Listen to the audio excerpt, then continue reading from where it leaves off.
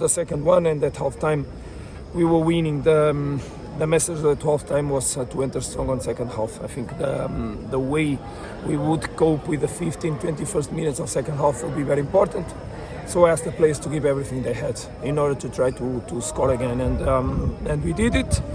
So from there the game became not easier, because it's not easy never to play a game, but became more comfortable.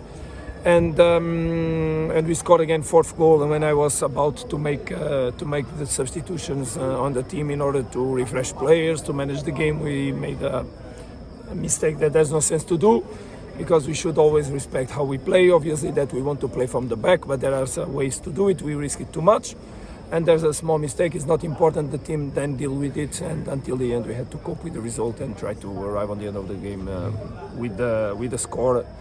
That is obviously comfortable, but speaks for 3 points and nothing more than that. We don't worry about goals, we worry about the points.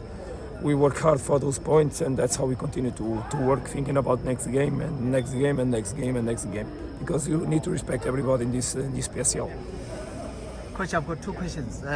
One, Lucas Suarez came in January, he's been playing. Are you surprised that I adapted in the South African football? And the second one, Jaden Adams seems to fit the system that you want since he arrived. What do you make of his performance since he came to? I think both statements you did are correct. Jaden indeed is a player that likes to play football. He's a very clever player. We need everybody likes clever players that can manage the ball in the right way, play it on the spaces, also position on the spaces, manage the rhythms of the game. So of course he's one of the ones that has been helping us.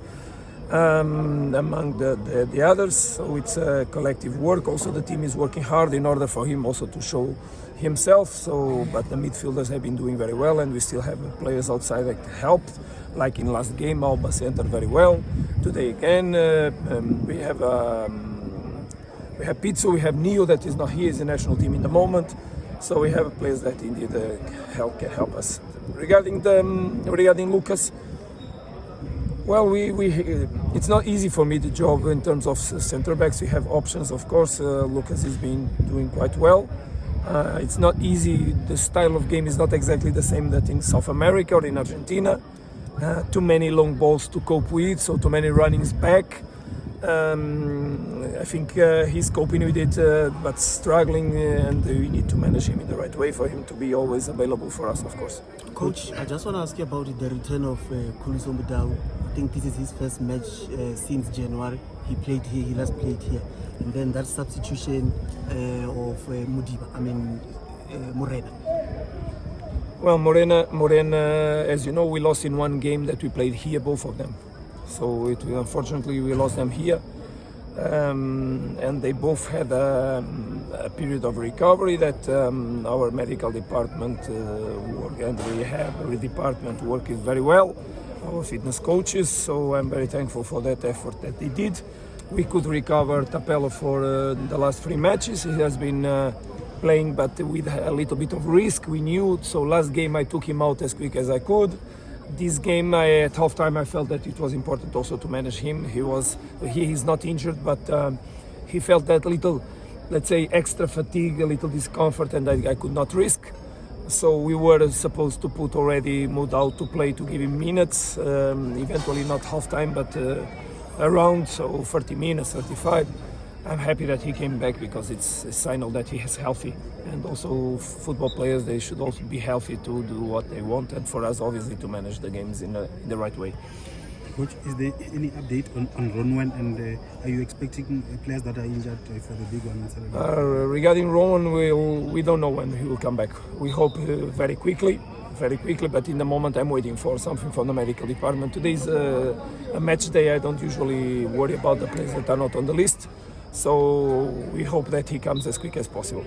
Coach, I was just counting the number of goals you scored this month, February. In 7 games, you scored 22 goals. Happy with that return? I'm happy that we win every game, and now I'm already thinking about the next one. So now I start to think about next one. And think about next one is make the best so that we arrive quick at home. We provide the proper rest to the players.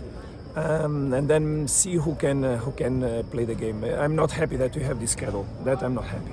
because it's obviously that is not normal for a team that that plays. And imagine you're going to play even at 3 o'clock in the afternoon. When we could have played Sunday or in the night, for example. So we have to cope with the effort, and we'll do it obviously. But as a coach and as a human being, obviously that I stay worried about the condition of the players in terms of managing eventual injuries that I hope that will not happen. Coach, I was talking about the goals. The goals. I was talking about the number of goals you scored this month. The goals are not important unless they mean victories. So I don't mind winning 1-0 if we win. Things will not always be like this. Obviously, that we want to make an offensive team. The players like to play in attack, but I also like the teams to manage the 4 moments of the game, to be balanced when we attack, to cope with clean sheets. That's also important. Most of the times that also gives victories. But as soon as if the goals mean victories, I'm happy. 1-0 for me is always fantastic. 2-0 is fantastic. 2-1 is fantastic. 3-2, and then if the opponent starts scoring goals, that obviously is not good. So important to have the players happy most of all, but manage game by game. And now next one is the most important of our lives. Coach, any updates with Lebo Motiba? Lebo Motiba is on the last stages of his recovery. So he's already integrated in the group, making some work with the group. Let's hope he can help us in the future. Last one. Coach, when you first came into South Africa, a lot of people were doubting your capabilities.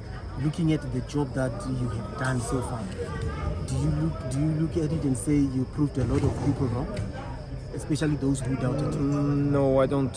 Look, I have 51 years old. I have 30 years of football. If there was someone that was not clever enough to understand my way, it's a problem of that person, of those people, not about me. I'm very humble. I know where I am. I just work hard. I'm not nothing special for sure. I just have a wonderful group of players, a wonderful group in the staff, in the management, and I just have to manage all those things. But I have my own career, and please, I spoke about that the first day I arrived. There's no reason to speak about that when we are speaking about because here also all the coaches are high-level coaches. When you are in this level, please, there's no doubts to put on. There's just adaptation to the context, and we manage to do our best in order to adapt to the context that we live in South Africa. And until the moment, we are doing well, and I'm very happy. But football is very quick, so let's focus on the next game. Most important of our lives, as I said.